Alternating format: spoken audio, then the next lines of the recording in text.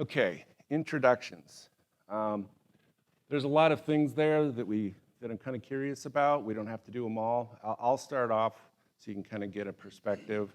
Um, Maybe since we have so many people, maybe on the second and third bullet points there, we'll just pick one, something that's important to you, and can talk about that. But anyway, so first of all, I'm Kraig Mitzner. I grew up in Minnesota. I was born into a Wells family. I've never known what it was like not to know God and not to be a Wells member. Went to a parochial school through 8th grade. Um, then I went to a public high school, but it was a really small town in Minnesota, so pretty much everybody went to some sort of church or another. So when we talked about science in high school, there wasn't a lot of evolutionary talk. Our science teacher was an atheist and an evolutionist, but whenever he talked about monkeys, we all pretty much just laughed at him because we didn't really believe that, you know. So then after that, my dad wanted me to stay and be a farmer, and my mom wanted me to be a pastor, so I ran away and joined the Navy. Wasn't ready for any of that. And I ended up in the nuclear power program in the Navy. Some of you are probably familiar with that. But I got submersed into all kinds of science and mathematics and thermodynamics and physics and atomic physics and all that. I just loved it. But I started to wonder, you know, if they know how to split atoms in a controlled way and they know all this stuff, what else does science know that maybe conflicts with creation? And it kind of started to worry me a little bit. And I was never going to give up my faith, but to be honest, you know, there were questions and I didn't know how to answer them. And it always kind of bothered me. But at one point, in one of our thermodynamics classes, they brought up this idea of entropy. It's a part of the second law of thermodynamics. And to kind of make it simple without doing all the equations, they summarized it with the tendency of the universe is towards randomness. And they actually said this is very disconcerting to scientists and clergy alike. I thought that was interesting that they put that in the, you know. But, you know, in a way that kind of makes sense. We see that all the time. But again, it's like I couldn't resolve all these different ideas. So I just let it go.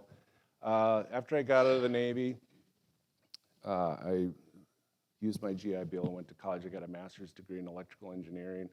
And while I was in grad school, part of how I paid for my education was I was I guess you could say, a research scientist.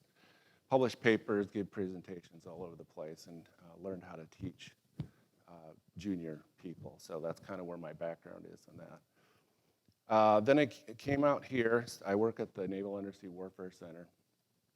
And I was stationed, when I was in the Navy, I was stationed in the submarines out here. So I went to church here a long time ago. And so when I got done with my degree, I'm like, where do I want to go? And I wanted to come back out here. I love this church and the people. And I still like working for the Navy, too. So that's how I ended up here.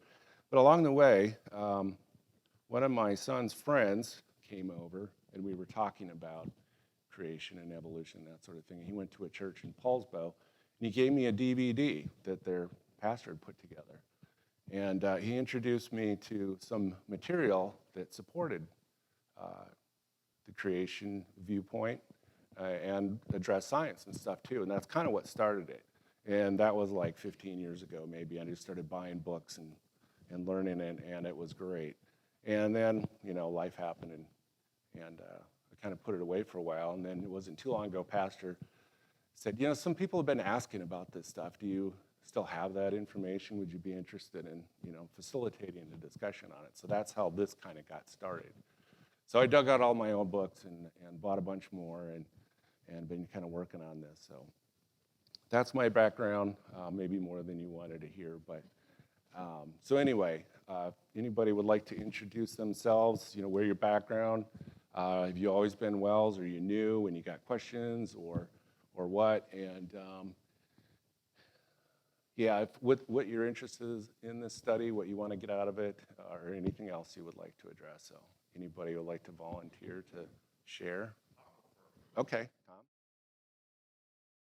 Wow, that was very enlightening. Thank you for your honesty and being willing to, you know, put some things out there that are maybe, you know, sensitive to you. Appreciate that. And kind of the reason I wanted to do that is we can learn from each other that way. And also, like I said, I grew up just wells, and just kind of take it for granted. Everybody believes the same thing, but that's not always the case. And even people who you've gone to church with for many years might have some different ideas. And where did that come from? And in talking about stuff like that, I was going to talk about this a little bit later, but I'll do it now. In talking about some of these things, we need to be careful sometimes because you don't know where people are coming from, and it can be really easy to offend somebody or hurt somebody's feelings. So I just ask that we all be conscious of that and be gentle with each other when different ideas come up. So, all right, awesome. All right. So why do a study like this? We've already kind of talked about that already, but I wanted to address a couple other things. And if you notice in the red comment up there, I worded some of these poorly on purpose. And I appreciate that some people brought up, they don't like it, that it's creation versus evolution. I didn't know how else to word it, so I just kind of put it that way at first, but I really appreciate you saying that because I agree. And there's going to be a lot of other things that come up that maybe doesn't sit well with some people, and so I just want to kind of talk about those. So the first one there, why do a study like this? Creation, evolution, how dare you even say that in the same sentence? I've actually had, way back in the day, people tell me we should not do that. It shows a lack of faith. You should have a faith like a child. If God didn't tell us about it, then we don't need to know about it, and you shouldn't be asking about it. It almost seemed kind of like disrespectful to be asking these questions. So I don't know, has anybody else experienced that or have any thoughts on that idea? I think so, yeah. If you just live your life with your unquestioning faith and never look into anything or think about anything, the first time you get hit with something, it might be too much for you. And you don't want that. And additionally, knowing where other people are coming from and knowing what they think can really help you when you're talking to them. Because if you only see things your way and you have no idea how they're thinking, you're not going to get anywhere talking to them. Okay, good. Anybody else? I always thought that the Bible and science should agree, and that asking questions would help us to reconcile where we might have differences. Maybe we don't understand. Maybe we aren't looking at the right stuff. And what I've learned in the long time since I was in school, that most of the things I learned in school are wrong. So there's a lot to reconcile. Thank you. All right, how about the next one? I'm a lifelong Wells Lutheran.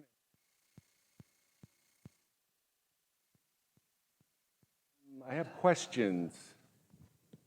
I kind of talked about that. That kind of happened to me. A couple of you mentioned that too. So I think that's a valid comment there.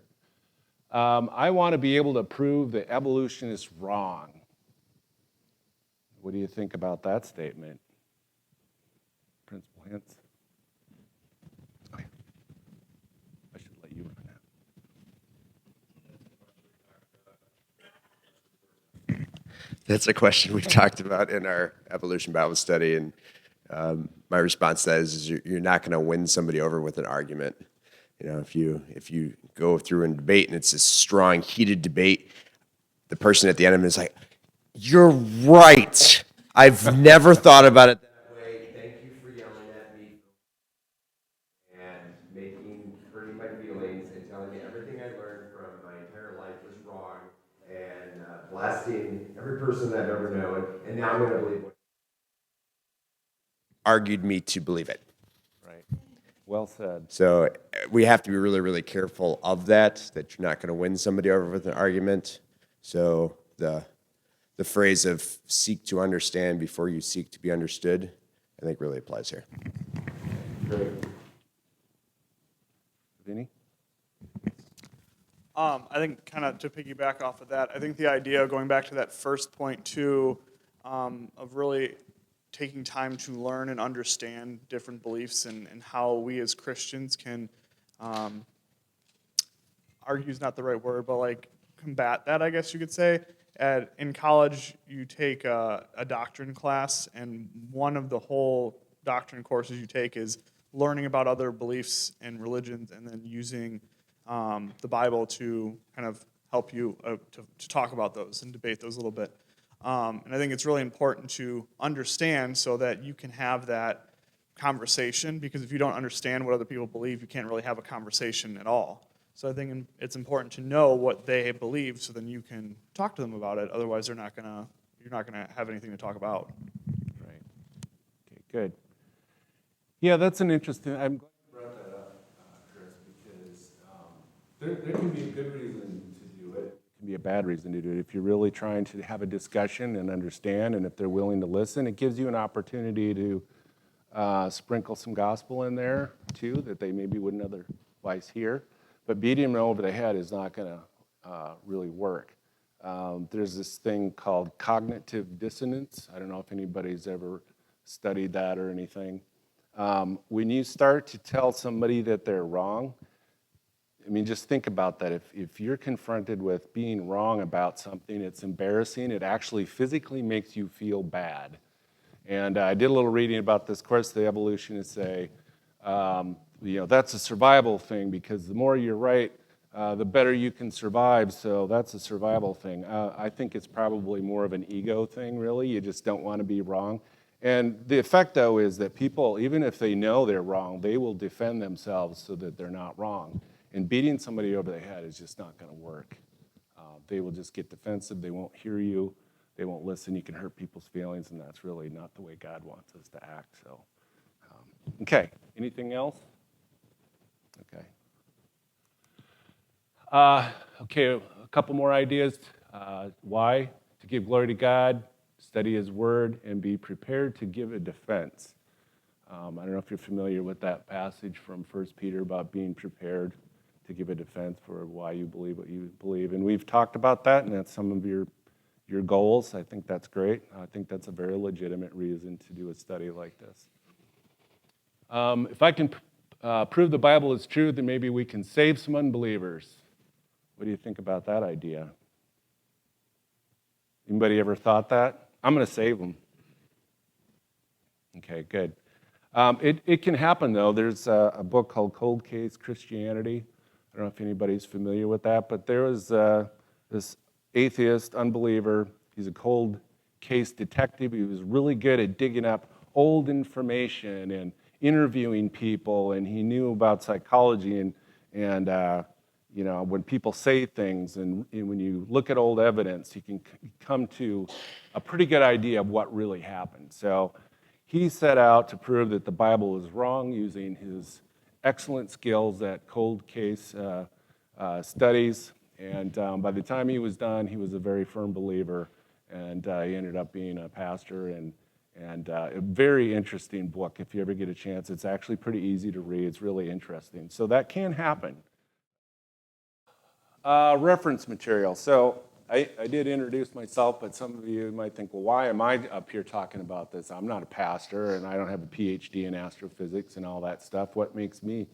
Why would you listen to me, or why would you listen to Dan or anybody in here? And so I just wanted to point out where we're getting our information from. And the most important thing is God's Word. That's where we start.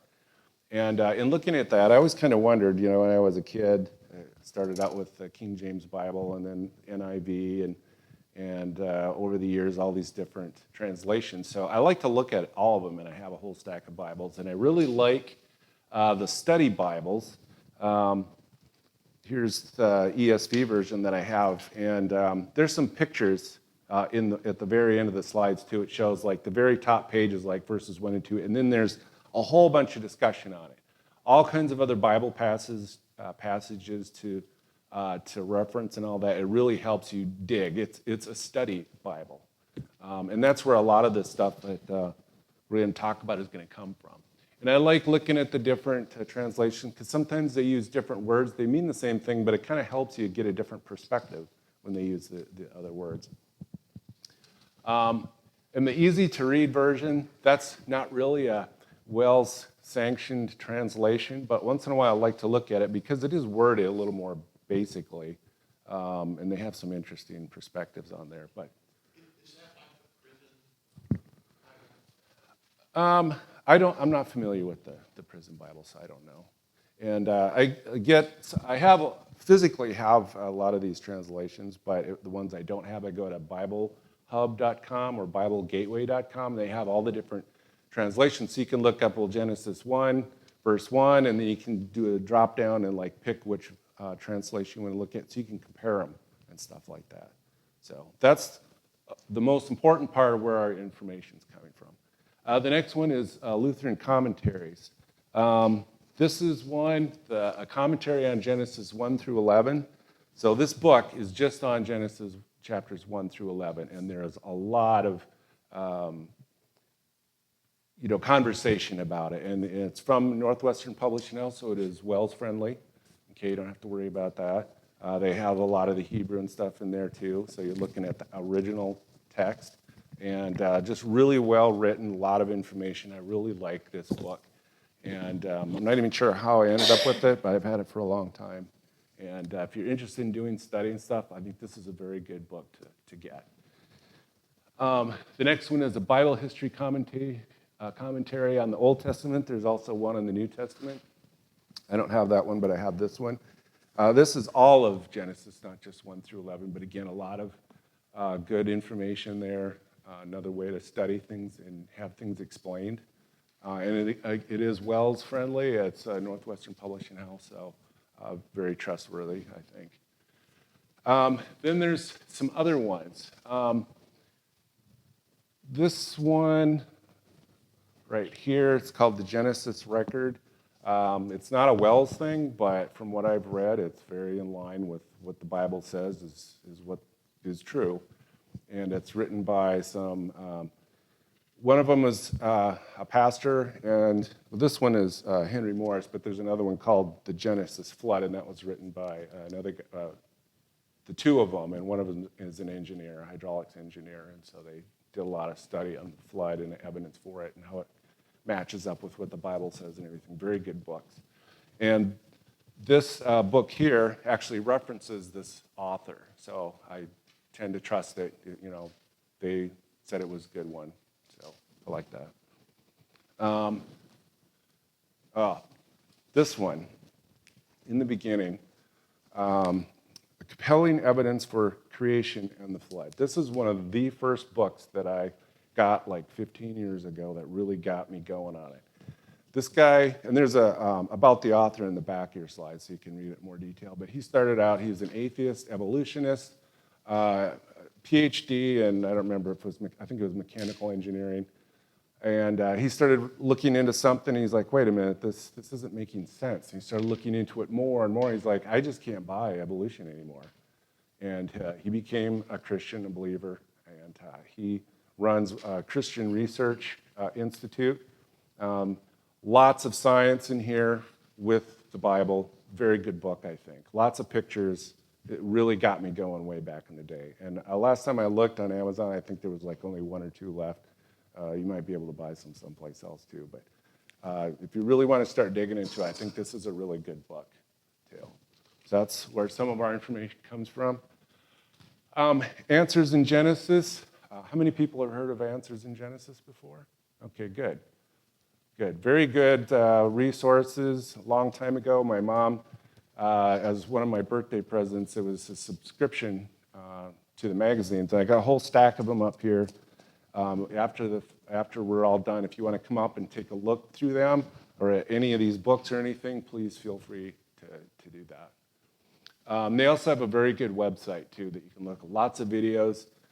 There was a really interesting debate between Ken Ham, who's from Answers in Genesis, and Bill Nye, the science guy. I don't know if you're familiar with him. I used to like watching him back in the day, but it's like, just ignore the evolution stuff. But he's kind of a pompous jerk, I think. So it was interesting to see them debate. Yeah, yeah. Yeah, and there's a bunch of other ones. Like I think Pastor mentioned this one.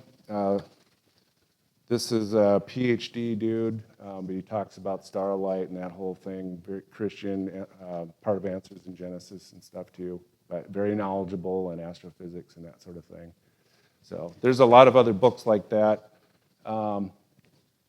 Here's another one called "Is the Big Bang Biblical?" So you get another scientist perspective looking at what the Bible says too. And it really, they don't have to be that far apart, you find out. It's how, I think like Dan brought up earlier, you can have two people looking at the exact same evidence and come to totally different conclusions.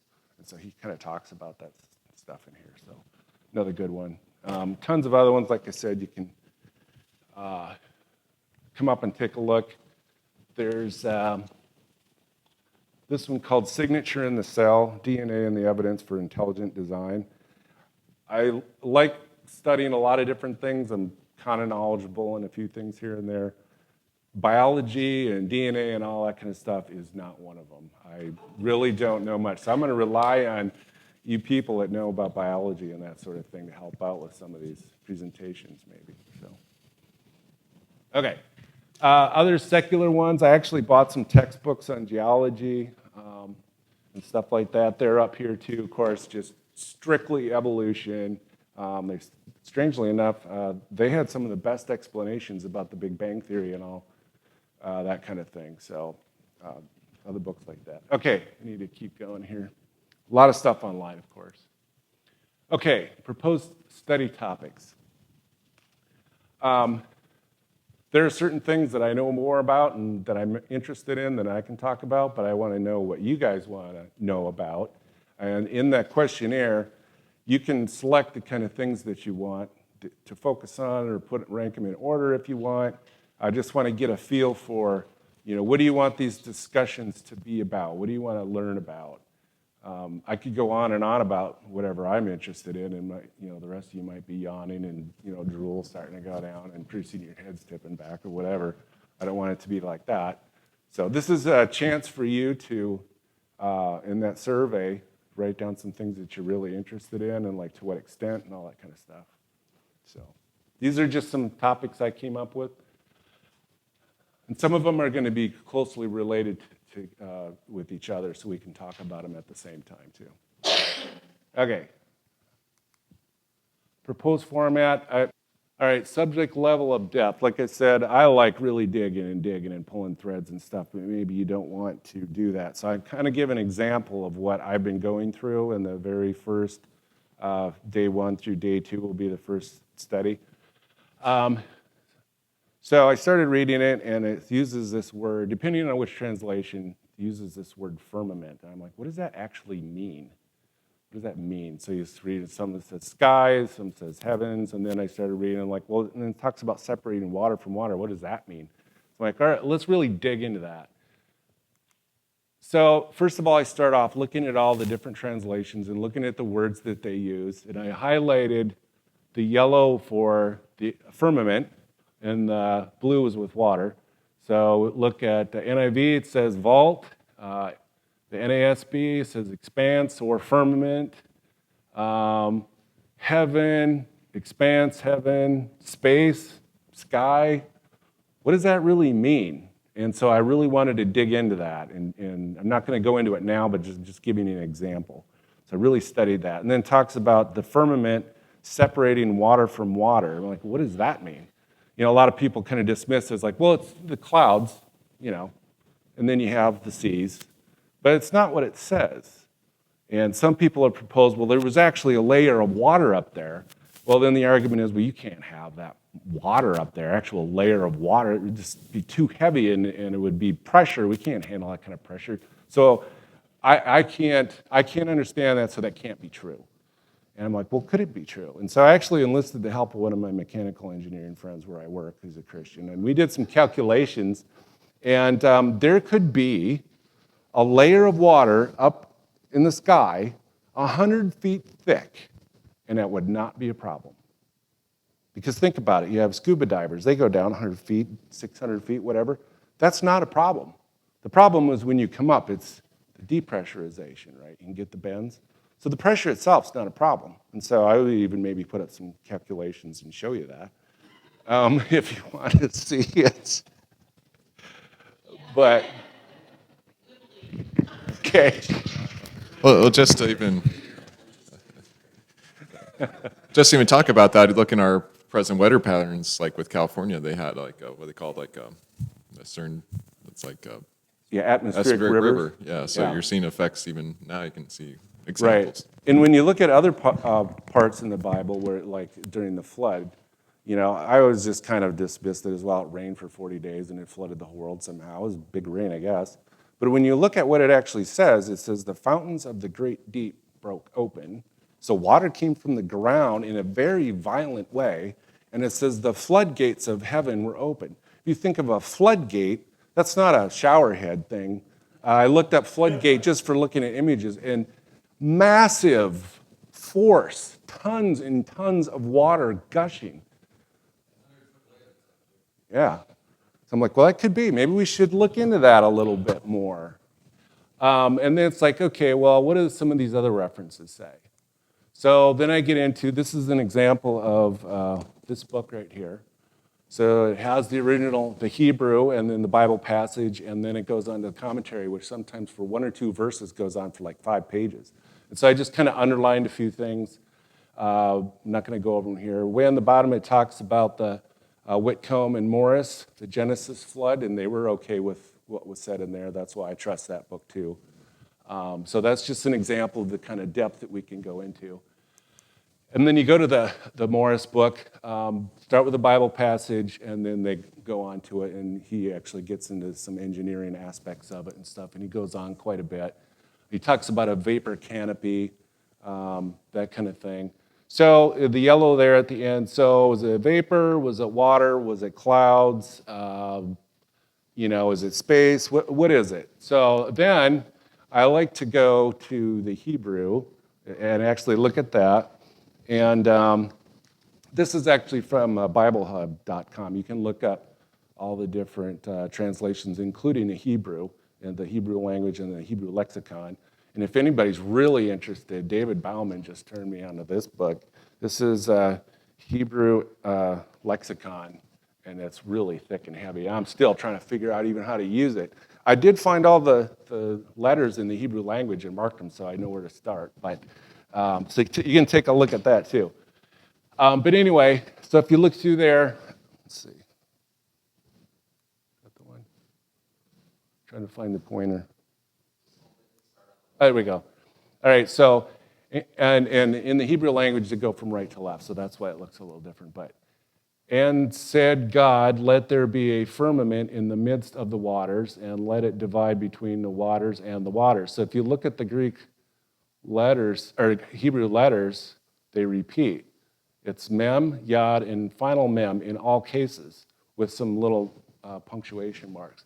So I thought, okay, well, maybe they didn't, that was old. Maybe they didn't really know the difference between water vapor and water. So I thought, well, I'm just going to look it up. And so there's rain, that's very different, hail, dew, clouds, vapor or mist, cloud, very different. They're not variations on water. So it was very specific. They knew what they were talking about. And it says water from water. Now, do I really understand what it means? Can we prove it? That's not the point. But just something to think about. And really, from a salvation standpoint, does it matter if we understand it? No. We're not going to get to heaven and you're like, you never really got that firmament thing. That's not the case. So from our salvation standpoint, it really doesn't matter. We shouldn't get too wrapped up, in it. But if we want to be able to talk to other people in an intelligent way from an apologetic standpoint, we do kind of need to look into these things and be ready to give an answer. Yes, I looked into it, and you'd be amazed. So that's the kind of thing I like to do, but maybe you all don't want to spend that much time on 1 or 2 words. What's that? Okay, yep. Even thinking about how that water, just again, dig deep on a side thing. Have you done any research on how that affected the longevity and the lives of people living here?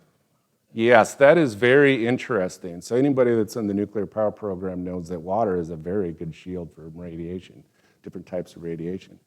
And if you look in Genesis, it talks about the ages of people when they died and everything. And when you go from the beginning up to the flood, of course, Methuselah was 969 years old. That's almost 1,000 years.